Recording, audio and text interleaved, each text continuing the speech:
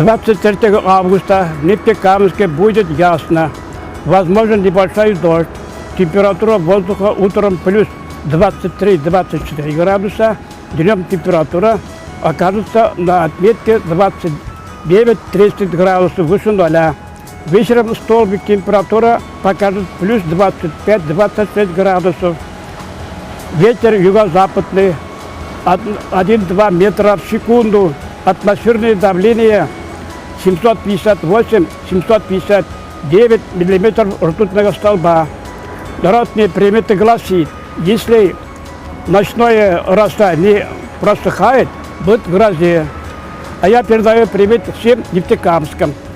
Застройщик ООО «Сальвия» предлагает комфортабельное жилье для молодых в микрорайоне Радужный. Одноподъездные 10-этажные жилые дома, консьерж-сервис, отдельная комната для хранения колясок и санок, улучшенные грузовые и пассажирские лифты. «Сальвия». Подробности в отделе продаж. Улица Дорожная, 15А. Телефон 7027. 7027.